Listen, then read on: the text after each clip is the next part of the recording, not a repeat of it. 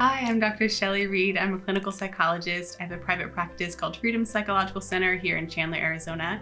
And my husband, Adam, and I moved here to Arizona in 2011 with a group of 7 other people to start Antioch Community Church in Phoenix. Hi, I'm Grayce Gusmano, and I'm a marriage and family therapist and psychotherapist, and I have a private practice in Scottsdale, Arizona. And my husband, Ron, and I have been members of Antioch Church for many years. All right, so we are going to chime in today and speak a little bit about what's going on with the world with the coronavirus, following up on a conversation that we had with many of you last week. We had a Zoom call where lots of you joined in. And the purpose of that was just to open up a conversation around what's going on with people. How's everybody doing right now?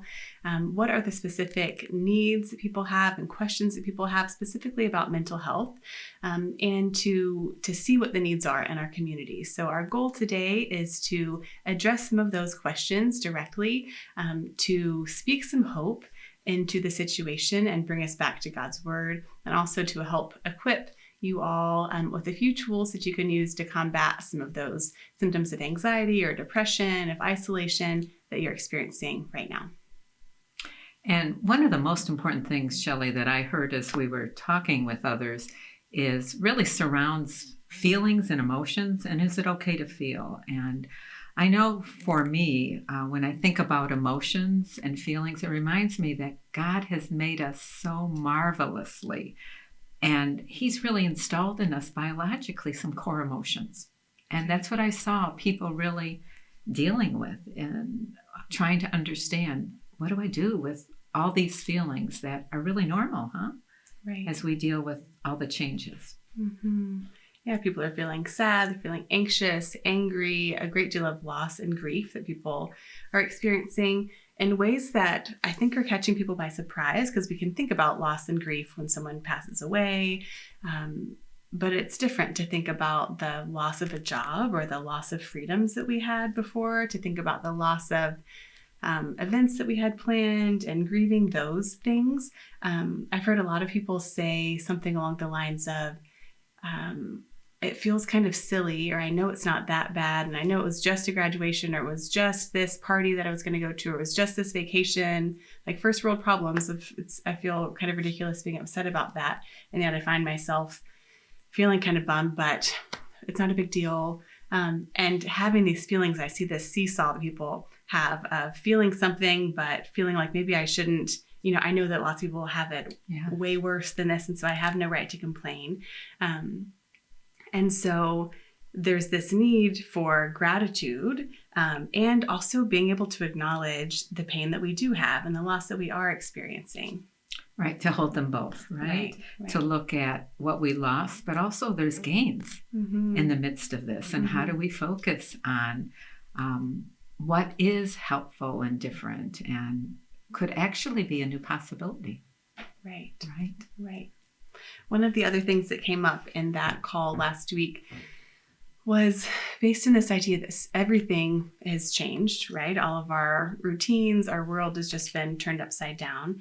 How we're spending our time, where we're spending our time, with whom, it's also different right now than it was just a few weeks ago, even a month ago. And some people may be all of a sudden out of nowhere at home, maybe even living alone, not working, with all of this time on their hands and nothing to do and nowhere to go and no one to be with. And the hustle and bustle of their normal daily lives has just come to a screeching halt. And other people are working from home now, maybe homeschooling multiple children and managing that whole new world. And all of a sudden have more demands than they had before and are trying to manage all of that. And some people are working on the front lines and working long hours, really heavy work that they're doing, and aren't having this idea of the quarantine life of doing home projects and sleeping in and doing puzzles. And their life looks so different than what many other people's lives look like. And people are experiencing so tons of stimulation, kind of being overstimulated and inundated with things, or are feeling kind of numb and just it's too quiet, it's too still. Life right now looks nothing like what it did before. And so regulation is such a key piece, learning how to regulate when we're feeling flooded with emotion, and then what to do when we're feeling numb, how to bring us back to that center place, whether our nervous system has too much arousal and we're on edge and we feel like we just want to scream or run away, or if we're feeling shut down and numb and just kind of empty, finding ways to either bring us down or bring us back up to that nice ideal place. Right. And so I think we'll be talking some today about people who are on either end of that spectrum. And even we can experience, certainly within the same week, within the same day, within the same hour, we can fling from one end of that spectrum to the other. So we'll be talking about how to bring us back, kind of dial it into more of a nice state of arousal and being relaxed and calm and together. How to work our way back there, even when we're experiencing our very legitimate feelings. Right. I loved, Shelly, the way that you talked about the regulation and how we can shift day to day, hour to hour. Sometimes it can feel like minute to minute. But I really believe God designed our nervous system in a way to help protect us and to give us information about when there actually is threat or danger. And that doesn't just have to be physical danger. It can be relational, financial, physical danger. And so I'd like to share with you just a way to think about it. It's visual, and it's called The Brain in the Palm of Your Hand. And it was developed by Dan Siegel, who is a psychiatrist who has worked a lot with interpersonal neurobiology. So if you see my hand here, this part of the hand is the spinal cord, right? So we all have a spinal cord. It moves up to this part. So the inside of our palm is the brain stem. And that's the part of our brain where our survival mechanisms are. Some people call it the reptilian brain, but where our fight, flight, freeze responses are. This thumb represents the limbic system. And that's the part of our brain that holds both our positive, falling in love, or our disturbing emotions, like I'm really feeling uncertain, I'm afraid. And those all get stored in this part of our brain. This part of our brain is our prefrontal cortex. And that's the thinking part of our brain. That's the part of our brain that can say, I feel angry, sad, happy, and I need a hug, or I need some space. So what can happen, and I think for many of us has happened through this COVID experience, is because it's been so uncertain and life is different, right? It's like our world was turned upside down. That what can happen is that our nervous system can perceive threat rather than safety. And so the limbic system, which is like the radar that picks up the look of all the newscasters and the words that they're talking about, or you see how it's difficult to get back to work, or you see worry on your parent's face or your husband or wife's face, this part of our brain can send a signal to our brainstem, which says danger, danger, danger. And when that happens, we flip our lid. So the part of our brain that might hold all those promises from God's word, that I'll always be with you, fear not, we go offline and we can't bring those back, right? And so that's why you might feel and wonder, why am I so irritable with my kids or my husband? Because so much of overwhelm and confusion and this sense of uncertainty has really impacted our nervous system. So part of what Shelly and I hope to help you with today as we review some questions is, how do we quiet this part of our brain by bringing this part of our brain back online? All right, so that brings us to a question, Grayce, that we got from some of you. That's my life isn't as bad as others, yet why do I feel so irritable? And so I think that's so key, that idea that when we flip our lid and the prefrontal cortex goes offline, that we aren't our like normal selves. Right. We aren't thinking clearly. We aren't making rational choices. It's kind of in this fight or flight stage.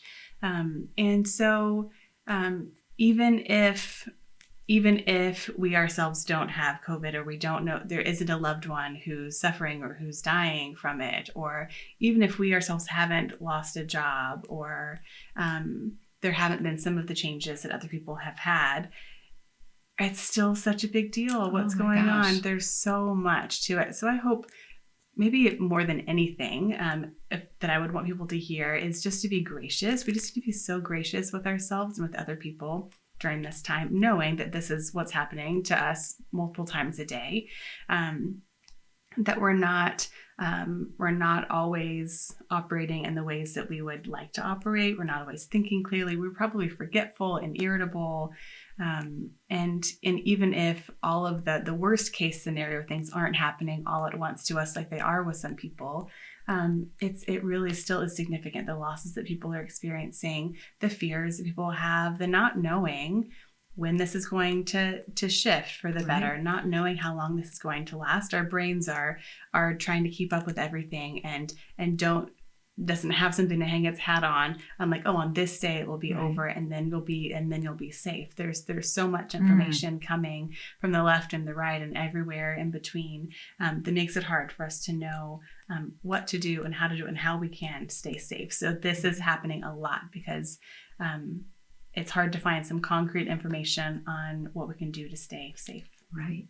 And if you think about even watching the news, and if we chronically watch the news and we hear all this information, what can happen in our nervous system is adrenaline gets shot consistently through the day. And so that can lead to rumination. It can lead to worry thoughts. And so our nervous system is constantly on high alert. And you know what it made me think about? I was looking at some children today, my Marco Polo, my nieces and their children. And it made me really aware. So you think of, as we as adults struggle with our feelings, that little ones don't even have the words, and we might see it in their behavior. Yeah.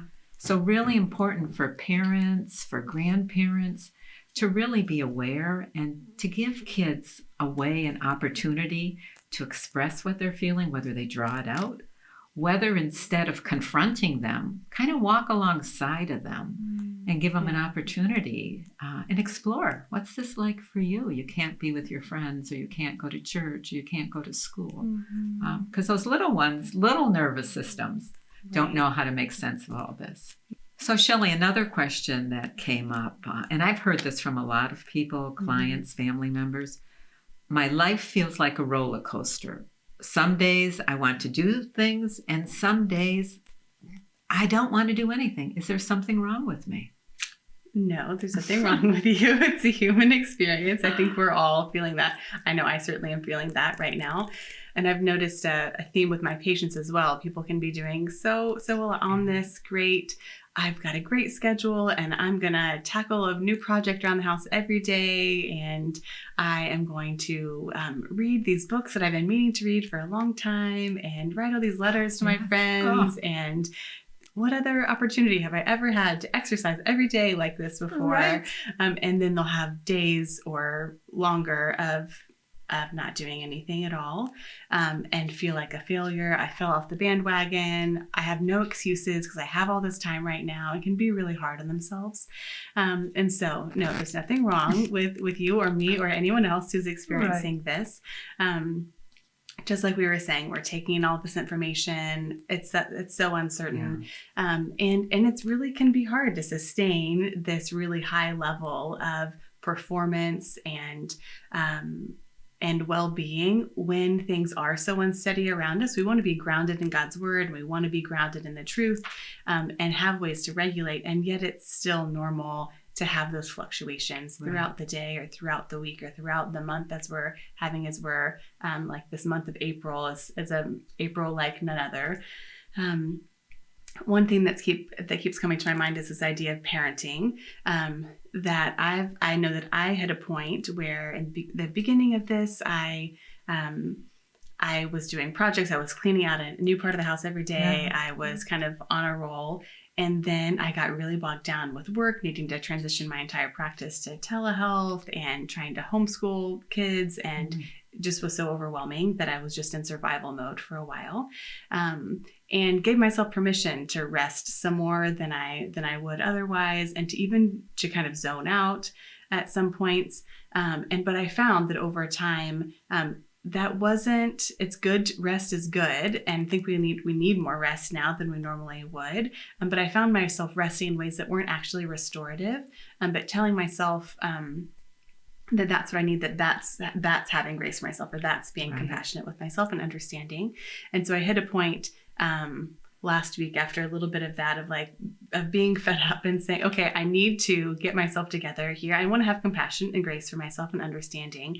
And yet there are some basic things that I know help me do well, that help keep me in a good place and keep me regulated and stabilized. And so I took some time to identify what are those specific things for me, that no matter what, I want to prioritize these in my life, and I want to make space for these.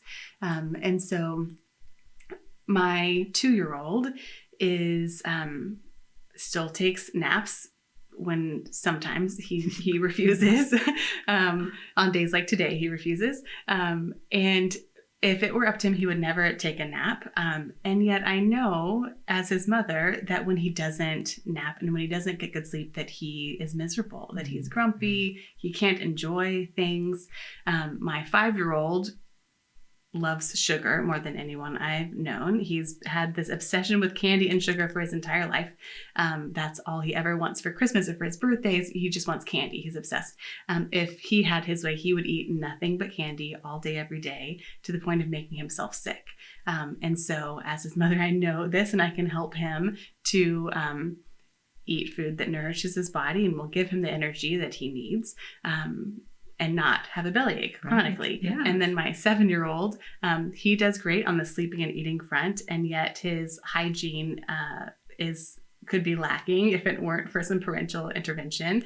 And so he would be great if he never showered again for the rest of his life and wore the same outfit indefinitely, sleep and wake all the time. He would never wash his hands, he would never brush his teeth, and he would be the happiest little person alive. And so for him, part of my job as a mom is to help him to get into a rhythm with hygiene and washing his hands and showering and wearing clean clothes. And so I know this about each of my children, what they need, the areas where their default is to fall back into, and can be aware of those things and to help them in those ways. And so for me, for us, we can do the same. We can be aware, what is my default? What am I likely to fall into? Do I tend to neglect my hygiene? Do I tend to stay up way too late at night and not get enough sleep and be cranky the next day and not have the ability to stay engaged with what I'm doing because I'm so sleep deprived? Or do I tend to eat junk or seek comfort and food and not actually nourish my body? So we need to parent ourselves, yes, and to remind ourselves to clean our room and to eat our veggies and to take a bath and to do all the other things that really are life-giving and might feel like restriction or might feel like things that we have to do. And yet it's ultimately what's good for us and what's helpful for us. Right. So I'm really feeling convicted now, but I'm going to extend grace because I found myself so tired of cooking, right? Yeah. And so the last couple nights for dinner, it was a bag of popcorn, right? So I really get the importance of that, because one of the questions we've had too is, I can't sleep, right? So sometimes when there's so much stress, it makes it difficult to sleep, and maybe everyone else in your household is sleeping, right? But sometimes the reason we can't sleep is because all day long we've been worrying and thinking about things, or maybe we've drank too much coffee. I have a tendency to drink coffee up until the time I go to sleep. That doesn't always serve me well. Right. So I loved what you said, is we really have to look at what might make us more vulnerable to stress. And I think a really important piece is, I think about that scripture verse, and I think one of our questions actually addressed it, is I'm a Christian. Why would I be anxious, right? But they stop there. And they'll go, well, the word says be anxious for nothing, which is true. But it also says, in everything, by prayer and supplication, make your requests known to God. Yeah. and the God of peace will be there with you. So a part of what's really important for all of us at this time is not to condemn ourselves for our God-given feelings in this time. They're normal, but also to observe and witness them. They're just feelings. They're not all of us in the moment. And so if we can stop, recognize what we're feeling, how it shows up in our body, it's going to open up a lot of other ways to calm ourselves, to regulate that. Even writing it down takes it out of your head, right? So journaling is really great. And that'd be a great thing to do right before bed, or to have a, if you find that your mind is racing with anxious thoughts or just data and information, to get that out of your head and onto some paper, set it aside, and then go to sleep. And let that be a way of disconnecting. That reminds me of God's hands. Yes, that reminds me of a client system I was working with. It was a mom and dad, and they had little kids. And mom was overloaded with doing the homeschooling. And she's feeling really alone and just burdened, and like nobody really cared. The kids were bored. She wasn't getting any feedback.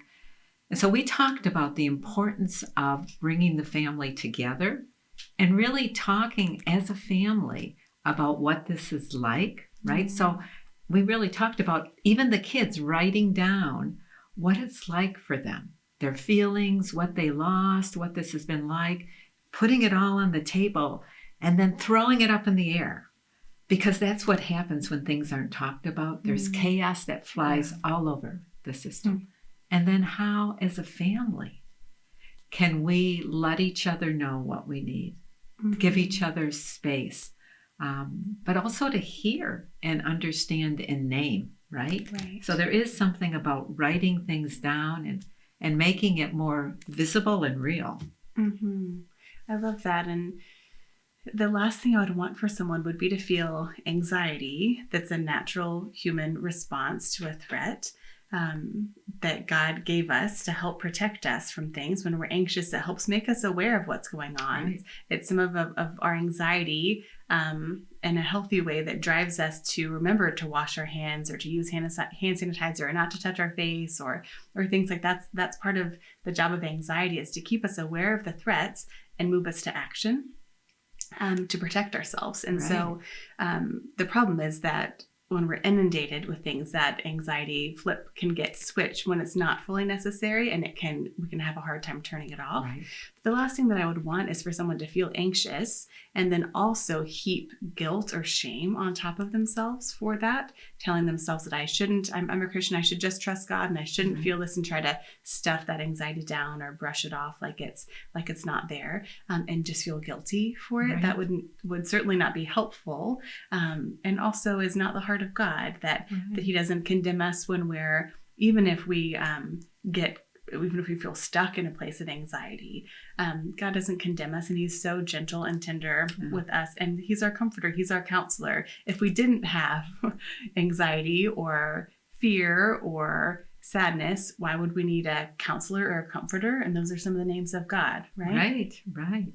Exactly. And it brings me to this question that we have here that talks a little bit about the differences in a family. And how I was thinking about myself and my husband. My husband has a plan. Here's what we're going to do through this period. Here's what we're not going to do. I live more in the moment, right? And so for the two of us, we've had to learn to negotiate both of our anxieties. His, if he doesn't have a plan of what's going to happen next, and mine when I start to feel trapped. Like, I just want to deal with what's here right now. And so to think about not comparing ourselves to other people. Because really, when we start to compare, it brought to mind something we talked about in our life group. When Peter, the apostle, asked Jesus, after Jesus gave him this charge, he said, well, what about John? What about John? And sometimes we do the same thing. How come I'm not handling it like this person or that person? But when we go to that place of comparison, it really makes us more ineffective, because all our energy is spinning around what we tell ourselves we should be feeling, what we tell ourselves we shouldn't be feeling.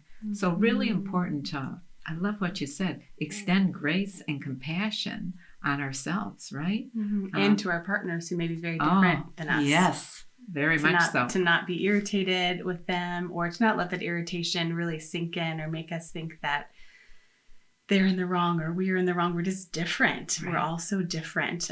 In my family, it's the reverse, where I'm more of the one who wants to have a plan. So it's funny to... I'm empathizing with Ron. Right. I get Adam. Right. Right, yeah. And I think also not to... We need to work at not being resentful of each other. If it feels like if you feel like... I haven't heard you say this, but if it feels like Ron is holding you back, or I'm holding Adam back from doing something that's more free or whatever, or for me to feel like I need to plan, I need this to help me, to resent Adam, we can't. It's just not helpful to do that, and to turn each other into the enemy or each other into a threat. Right. Not helpful to that. It's not fair. I don't think any of us are operating at full capacity right now, and we're not the most patient. We're not the most thoughtful. And while we certainly want to strive to be that way, most of us aren't measuring up in that department, and that's to be expected. I know that I've had a lot of patients this past week or two tell me about relationship strain that they're having with their roommates or with their parents if they're living at home, or with their spouses. And their conclusion for most of them has been, wow, I guess my relationship with my roommates really isn't as solid as I thought it was. Or, wow, I don't know if this relationship with my boyfriend or with my wife, I don't know if it's going to work, because I thought we were pretty solid. I thought this was going well. And yet right now, I don't see how this is actually going to work. Or we've been friends for this many years, or for our whole lives, and now we don't want to be around each other. And so this isn't a fair time to assess the quality of a relationship in that way. That the strain that you're feeling and the people are feeling in relationships isn't necessarily because the relationship itself is flawed, or because it's simply you're not compatible, or this isn't a good fit, but it's more suggestive of the strain and the stress that both people are under in that relationship. Well, if you think about putting two people together, or a family together, or a discipleship home together, right? That we're constantly there. And what can happen, and I've noticed that sometimes in my own relationship, is all the wonderful things about my husband kind of go over here, and I'm more attuned and aware of all those little things that annoy me. And so one thing that's been really, really helpful, again, is to write down all the things I'm grateful for about him, right? And it brings me back to, this is really the truth, right? Because that's where we can get deceived. We can get locked into what our stress or our own pressure is telling us, versus remembering the truth, right? And remembering the truth of God's word. The same thing happens. We can wonder, where is God in the midst of all this, right? And right up on the surface, it might take some creativity to figure out ways that we can connect with our spouses, with our friends or roommates, that bring some fun or some laughter into the picture. Right. Everything feels heavy right now and serious. And so we're not having date nights, don't look the same as they did before. Right. It might not be happening at all. And no one's going to movies or to a concert or having parties or fun events. And so we still need that in our lives. And so it might take some creativity and some intentionality to find a way to make an at-home date night once the kids go to bed, or to order in food or do something that feels special. And laughter is so huge. Healing. Laughter is so healing. Laughter is good medicine, and a cheerful heart is good medicine, it says in Proverbs. God knows this about laughter and gave us laughter as such a gift. But it boosts our immunity. There's something it can do for us right now that's helpful. And it relieves stress and tension in our bodies. Having a good laugh, like for 45 minutes afterwards, it relieves stress and tension in our bodies. It's good for our hearts. It's good in so many ways, laughter is. And so I think it'd be great for us to all add a little bit more fun and laughter into our days as well. And movement. doing yes. a family dance night, just getting up and moving around, putting on some praise music and dancing to that, right? Because our bodies, like you were saying, just carry so much. But as I'm thinking about that, I'm also feeling kind of a little ping in my heart for many of my clients who are single and alone. And one particular person actually who had a question about that whole thing, saying, I'm just naturally an introvert, but that's my choice. I'm used to being alone, but now I don't have any control because it's not my choice anymore. Right. And so there are many people out there that maybe have moved new to this area, haven't developed relationships. There may be even some in our church community, that are single, alone, and just long for connection. And I think it really brings back to mind, especially with this social distancing, how important it is for all of us to be aware of those people and available to make a phone call, right? And for the person that's alone, maybe the stretching point is, how do you begin, first of all, that sees that although we're socially distancing from each other, God is never at a distance, right? Yeah. But he also comes to us through other people, right? So being able to see another face, to have someone deliver groceries for you, to send a Christmas card. I had a friend who started to send out Christmas cards to people. So I think there's so many ways to meet the needs of those of you that might be by yourself and may not have a community around you. So I have a patient who just this week was telling me she's newly separated and is getting used to being alone for the first time anyway, and now is in isolation in a new city. And she was talking about how hard it's been not to have anyone to hug. Oh yeah. She doesn't have her partner anymore, and she can't hug a friend or just be close to a friend, and how much she said that she will never take that for granted again once it's safe to do so again, just to be able to give someone a hug. So that's just heart-wrenching to think about. I'm so grateful I have my kids, even though sometimes that can be overstimulation, not having enough personal space, and they're on top of me all the time. But just to have them to hug and hold my husband. We're all fighting different battles in the same war, essentially. And another battle that sometimes is a secret battle that we fight, and it's hard to talk about.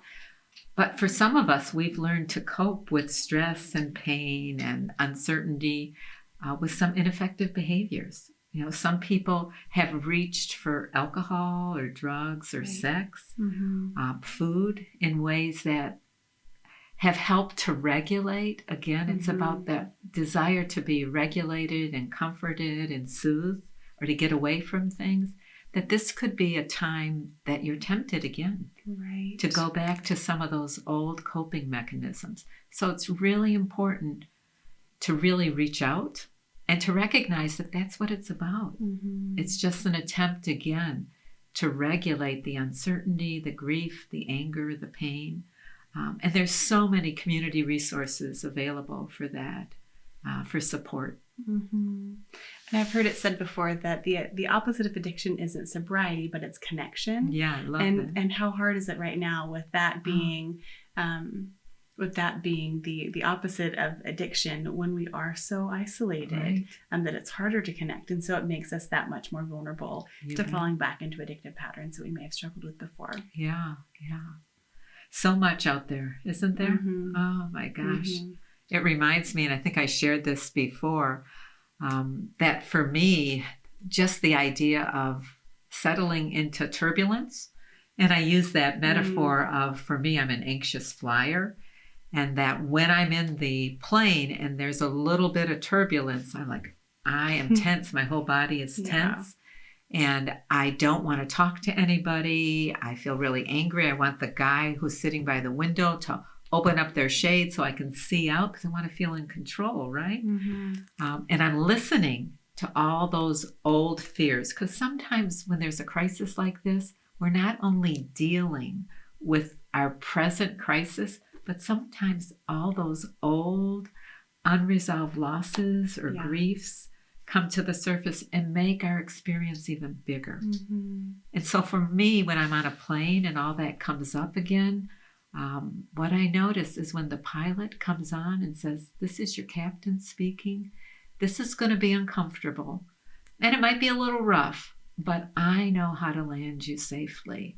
And I think the more we listen to our captain, to God, who says, "Just be still, Grayce. Be calm. I'm here." Yeah. Right? "I'm not going to leave you or forsake you." Mm-hmm. That God and God's word can help us land when our anxiety and all those old losses come forward, huh? Mm-hmm.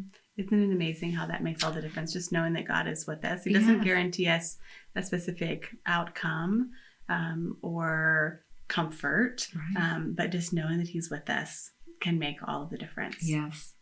And I like what you were saying about when we're reacting to something right now, it's not just that, but it's also triggering all the things related from our past. And so that can help make sense of some big reactions people might be having and might find themselves surprised by. Like, whoa, it was just this little thing that happened, but I had this big reaction to it, because it's likely bringing up unresolved things from the past. If there have been other times of overwhelm or not feeling in control or of feeling unloved, and now you're isolated, and it's easy for those stories to play again, that even though they may be alone because of social distancing and needing to be shelter in place, they could misinterpret that as rejection. It reminds me, one of the struggles for me is being confined, that I don't like someone telling me what I can do and can't do. And so that brings up, I grew up in a very strong, big Italian family where we were told what was right and wrong and what to do and not do. And sometimes some of that starts to stir up when I hear, "Stay in place until the end of April," right? Or my husband says, "I'm not really comfortable with you getting your hair done right now." And it's like, oh. But again, it's thinking about my responsibility too, to other people. So even if I tell myself, right, I could be in denial maybe, tell myself that it's safe, it's okay to do some of these things, I really need to be sensitive to the impact on other people. Right?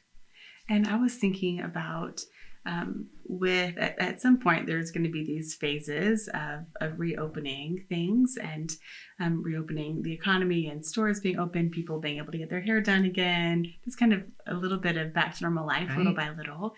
And yet in all of those phases, there's this little line about, and if you're part of a vulnerable population, then you should remain at home and shelter in place. And how for some people who have pre-existing health conditions or who are above a certain age or in this vulnerable population, things could be looking pretty grim right now, right? It's harder to see that light at the end of the tunnel.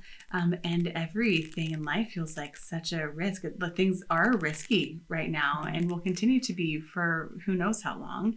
And yet for a specific demographic and percentage of our population, it's really risky. And their lives are not just different right now and haven't just been for the last 6 weeks or so, but will continue to be for quite some time. And so as we can continue kind of opening up and doing more things little by little, whenever that time comes, I think that it'll be helpful for us to have some empathy for people who are still needing to maintain those rigid levels of social distancing and isolation in order to stay safe. We've all lived this experience now, and can have some empathy and thoughtfulness for people who are going to have to stay that way going forward. Maybe we could be creative and thoughtful on how to help those people not feel as isolated and alone.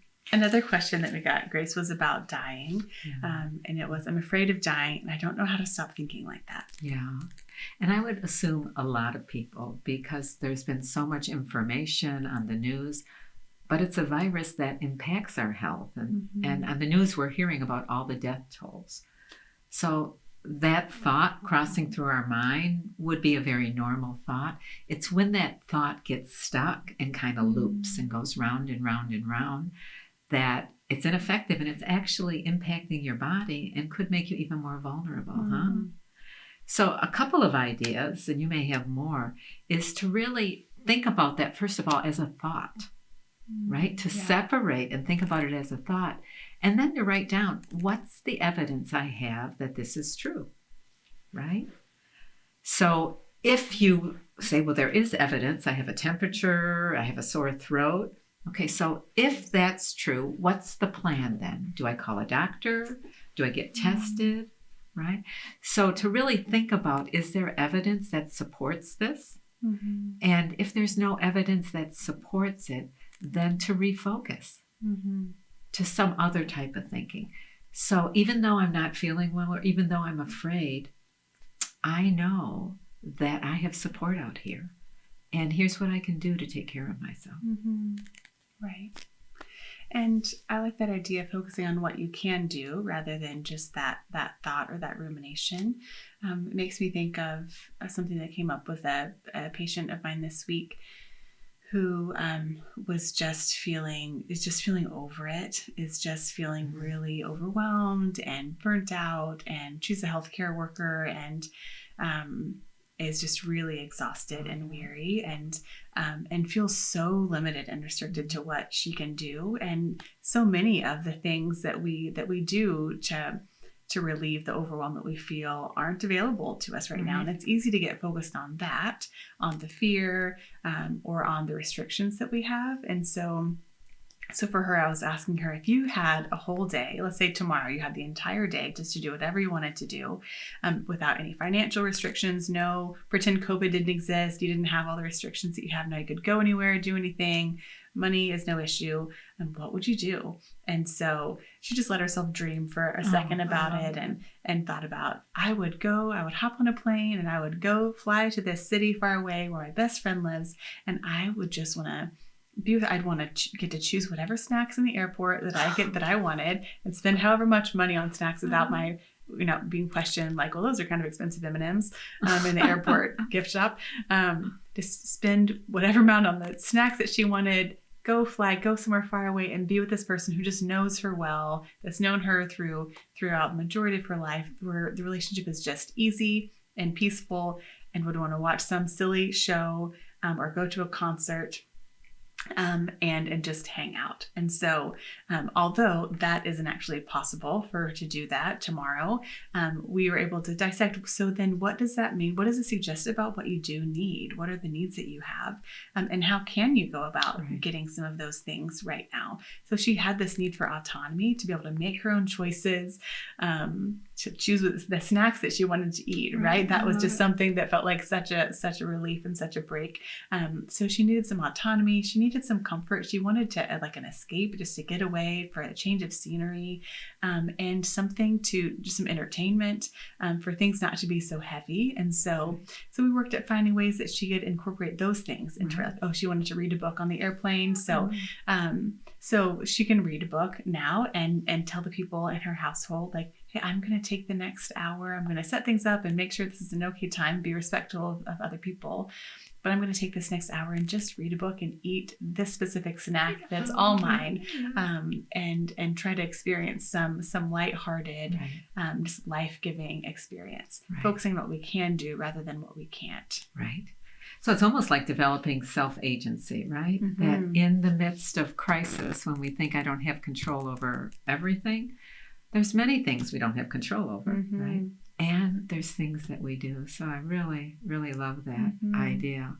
I had another patient last week who had something great happen in his life. He just got this dream job of his, and wasn't feeling excited about it, hadn't told anyone. He just mentioned it in passing to me, and we had been talking about wanting this job for so long and his pursuit of it, and he hadn't told anyone about it and hadn't done anything to celebrate it, and was just saying, I haven't even told my friends on this text thread that we have, where we normally share things with each other, and I just can't find myself getting very excited about it. It can be hard for us to get excited about things right now, because things are changing so quickly, and it can feel like I don't want to get too excited because I want to protect myself from disappointment if it gets taken away, or if his wedding gets canceled, or if his graduation gets canceled.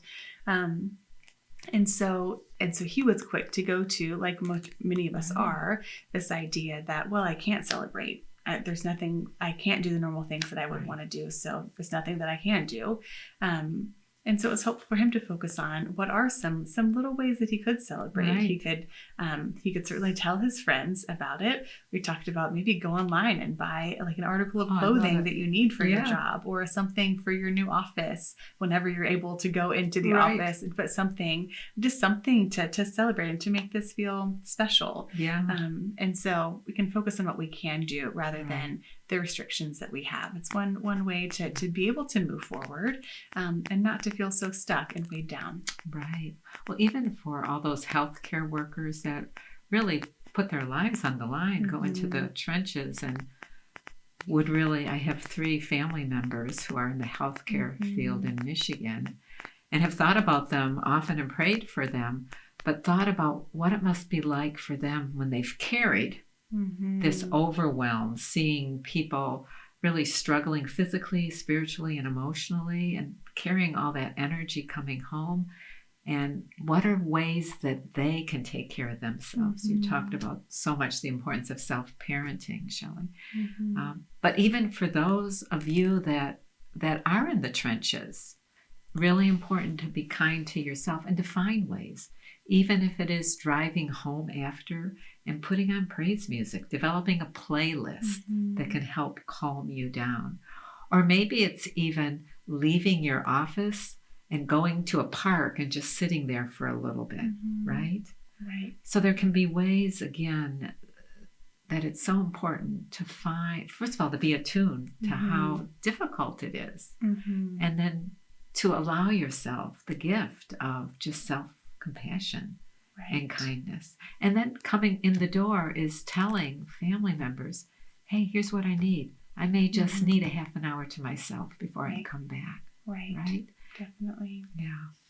Yeah, those transitions, can be helpful to have those rituals, the way that a healthcare worker might spend their commute home, and what they could do in their car with music, with prayer, just kind of taking all of the heaviness and weight from the day. I know I do this at the end of the day with my patients, in a different kind of way than a nurse or a doctor might do at this point. But if I'm feeling heavy for my patients and the hard things that I've heard that day and that I know people are going through, one of the rituals that I have is at the end of the day just to pray and to say, okay, God, I've been carrying this today. You've been with me in it, but I'm feeling how I've kind of heaped some of this on my shoulders, and I'm giving it to you now, and it's out of my control. There's nothing I can do right now. I'm not at work. This nurse or doctor isn't at the hospital providing care. Nothing that they can do when they're at home. And so to have this ritual of giving that to God might be something that could be releasing, knowing that He's got things, and is fighting for us as well. Right. And I loved when your hands went out like this, because there is really something about your body being engaged in letting go of something. Yeah. Right? That it's really interesting. So those of you that are listening might even think about that. How can you feel in your hands? What's the strongest thing that you're carrying? And really notice as you just hold it, what that's like. And what would it be like to just lift it up to God? And just really sense Him taking it,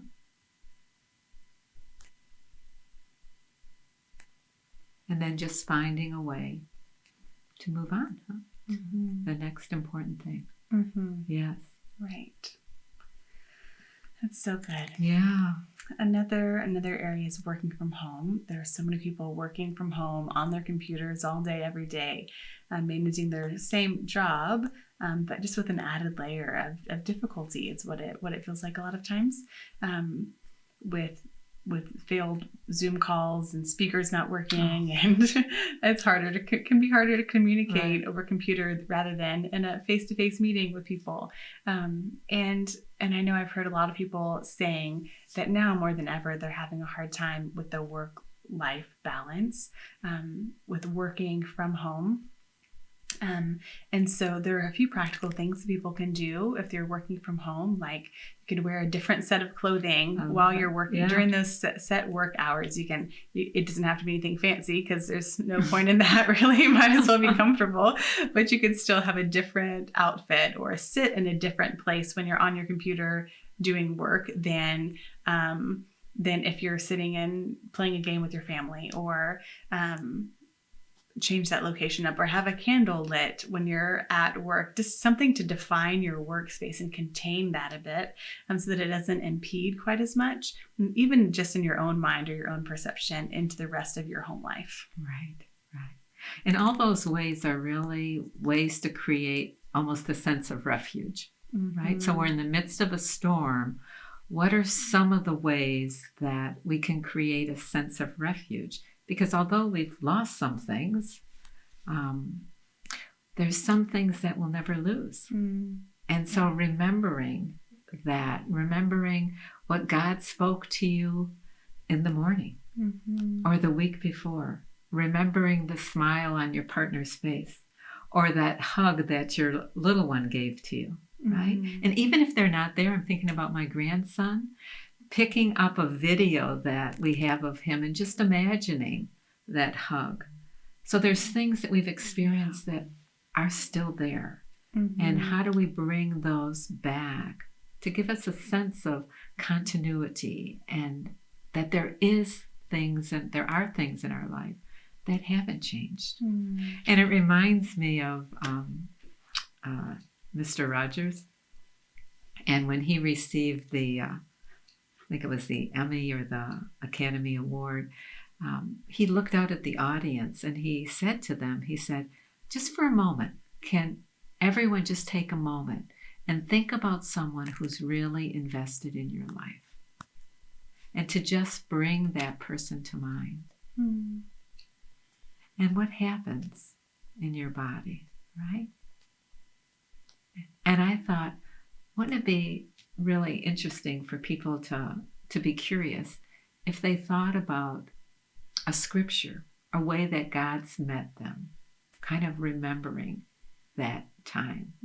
And maybe all of you could really do that right now, is think about a time in your life when God has met you in a place of stress or anxiety or uncertainty, maybe a word that he's spoken to your heart. And just for a minute, really allow yourself to just focus on that. Very gently and softly bring back his word to you, where and how he met you.